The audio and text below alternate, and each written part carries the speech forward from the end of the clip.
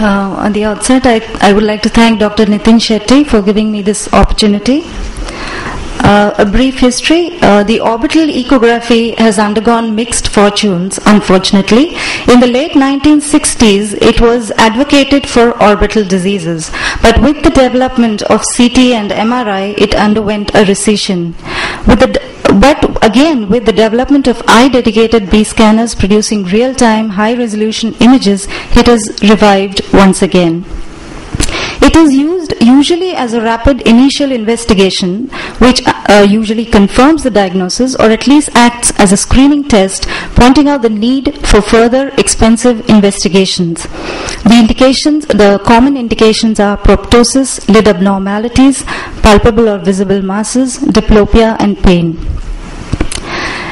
It is basically divided into three parts: orbital soft tissue evaluation, extraocular muscle evaluation, and optic nerve evaluation. The marked heterogeneity of the orbital soft tissue, comprising of fat, connective tissue, nerves, and blood vessels, results in ecograms that are eco-dense. Do you have a pointer? So this is the orbital ecography.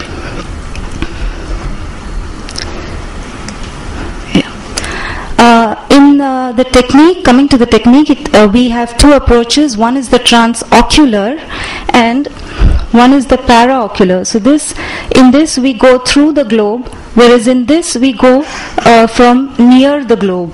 And so with the help of this approach, we can see the posterior and up to the middle aspects of the orbit, whereas in the paraocular approach we see the anterior lesions. Coming to the transocular approach, in the vertical transverse B scan or in the transverse B scans, the longest diameter of the oval-shaped probe face is positioned parallel to the limbus. So this is the marker actually, and it is the longest diameter of the probe is parallel to the limbus. Whereas in the longitudinal B scans, we have to place the marker facing towards the limbus in all 360 degrees.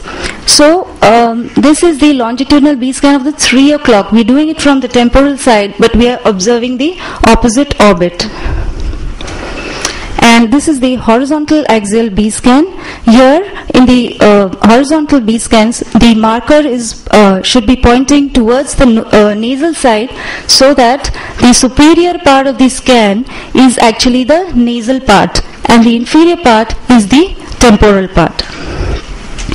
In the paraocular approaches, the transverse scans are the same, but in the longitudinal scans, from position 1 to 5, the probe is directed towards the orbital rim, and in 6 to 8 position, it is directed towards the globe.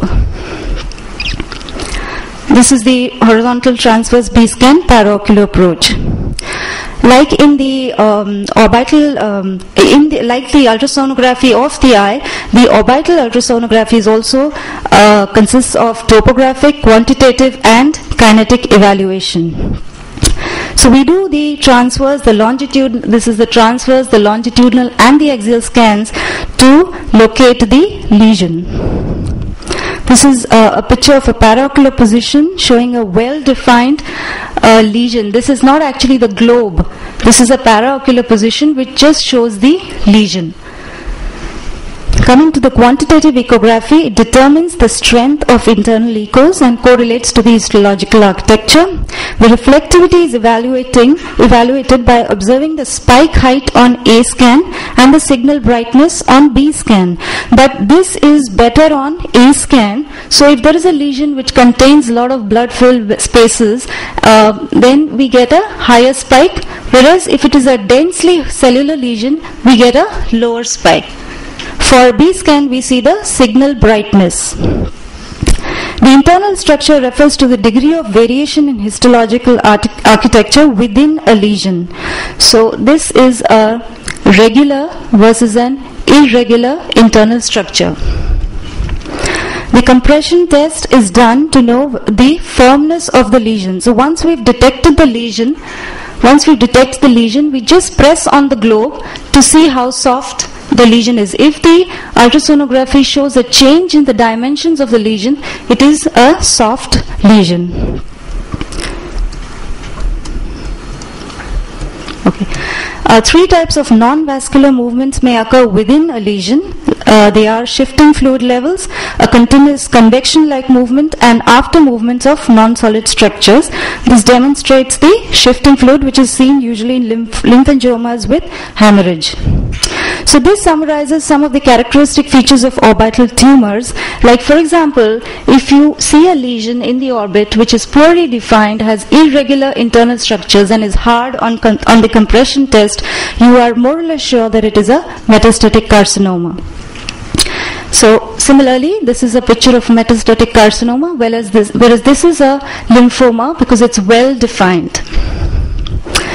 Even the vascular neoplasms can be easily distinguished, especially cavernous hemangioma and capillary hemangioma. Now, B scan is done usually by an ophthalmologist, so we know the clinical presentation already, and then it becomes easier to come to the diagnosis. So if we have a kid with a clinical presentation like this and a picture of a lesion which is highly irregular internal structure, we know we are dealing with a capillary hemangioma. The various vascular malformations that can be dealt with are carotid cavernous sinus fistula, dural cavernous sinus fistulas, superior ophthalmic vein thrombosis, varices, AV malformations, and aneurysms. Again, we see a patient in the clinic coming with a red eye and a bruit, and we have this on B scan. We know this is a dilated superior ophthalmic vein. Extraocular muscle assessment is another important feature of orbital B scan. It is done in thyroid eye diseases, myositis, tumors, venous congestions, trauma, and muscle thinning. This is the transverse view of the muscle, and this is the longitudinal view. So this is the insertion, and this is the belly. A little distorted, but there is a study done in the University of Miami which tells us the normal range of extraocular muscles, and so we can compare it with this range and see whether the muscle is thickened or not. Like, for example, in thyroid it is pretty diagnostic because the muscle insertion is spared, whereas in myositis the whole muscle gets thickened. Another important feature is the optic nerve disorders, where we can detect increased subarachnoid fluid, optic neuritis, gliomas, optic nerve sheath meningiomas, and trauma. The optic nerve pattern may be widened as a result of thickening of either the parenchyma or because of increased subarachnoid fluid and the perineural sheath. It is very easy to detect if there is an increased subarachnoid fluid because you see an equilucent area around the optic nerve, which is also known as the donut sign, which is confirmed by the 30-degree test, wherein once you've seen that there is some fluid around the optic nerve, then you ask the patient to look towards the probe, and as a result of which the nerve gets stretched, the fluid gets distributed along the nerve, and the fluid is reduced on B scan. If it is reduced by more than 10%, then this test is positive. And Dr. Shetty has already pointed out that this drusen may be missed or can mimic papilledema, and so we can detect it very easily on B scan. Coming to color Doppler imaging, it is one of the most important developments of B scan in the last decade. Horizontal and vertical scans are done. The ultrasound beam should be parallel to the orbital and ocular vessels. The artery is usually shown in red, whereas veins are shown in blue, and the artery shows a pulsatile spectrum. So what we see just inside the optic nerve shadow is the central retinal artery and the central retinal vein. These are the posterior ciliary arteries, and here we can see the superior ophthalmic vein.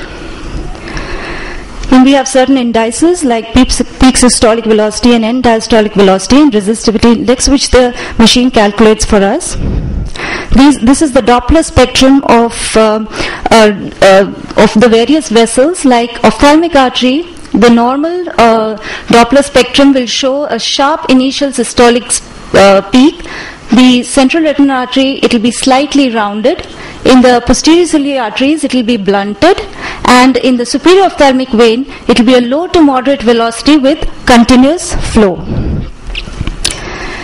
I think I'll skip this. So there are limitations of orbital B scan because it's not reliable for orbital apex lesions, and CT and MRI are definitely more informative and easy to interpret.